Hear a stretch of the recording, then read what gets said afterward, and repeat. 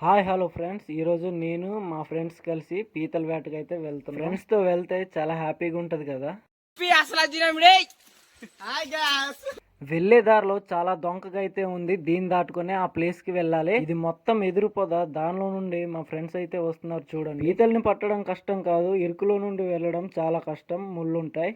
మొత్తానికి ఆ ప్లేస్ కి అయితే రీచ్ అయిపోయాం. మనని చూసి ఎవరు భయపడకండి, 6 ప్యాక్ కాకపోయినా సిగరెట్లు బాడీ. పీతలు వెతకడం అయితే స్టార్ట్ చేసాం. ఫస్ట్ పీత అయితే మా అల్లుడికి దొరికింది. ఇప్పుడు రెండో పీతను తీస్తున్నాను. బురదలో ఎలా ఉందో చూడండి. మా ఫ్రెండ్ గారిని పీతలు పట్టమంటే వాటి కాలుతో ఆడుకుంటాం. అది కరిస్తే ఇంకంతే, వేన్ తెగిపోద్ది. పీతకాలు విరిచేసిన దానిలో ప్రాణం ఉంటుంది. ఆ 6 ప్యాక్ చూపించలేక టీ-షర్ట్ అయితే వేసేసుకున్నాం. ఇప్పుడు మేము తెచ్చుకున్న దోమతెరను అయితే గడ్డ మధ్యన అయితే పెట్టేసుకున్నాం చేపల కోసం. ముగ్గురు అయితే ఈ విధంగా దోమతెరను పడతాడు. ఇంకో ఇద్దరు చెత్తలో ఉన్న చేపల్ని కిందకి రుప్పుకొస్తారు. గడ్డ మధ్యన మా బావగాడు బావుబల్లా నిలబడ్డాడు. ఇప్పుడు ఎన్ని చేపలు వచ్చాయి మీకు చూపిస్తాను. వాళ్ళు ఎత్తుతున్నాం. చాలా చేపలు దొరికాయి అనుకున్నా, కానీ మాకు ఒక్క వల్లంకే దొరికింది. మీ సైడ్ ఏమంటారో కామెంట్ చేయండి. చేప దొరికిందని నేను చాలా హ్యాపీగా ఉన్నాను. ఆ చేపను పట్టేసి అయితే మళ్ళీ పీతలను పట్టడం స్టార్ట్ చేసాం. పీతలు అయితే చాలా పెద్ద సైజులోనే ఉన్నాయి.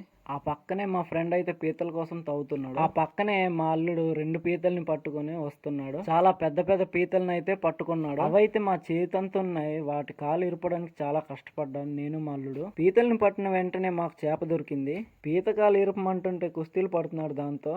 రెండోసారి వలేసేసుకున్నాం. ఏమేం పడ్డాయో చూద్దాం. నేను పట్టుకుంది పాము అనుకుంటున్నారు. అది ఒక రకమైన చేప.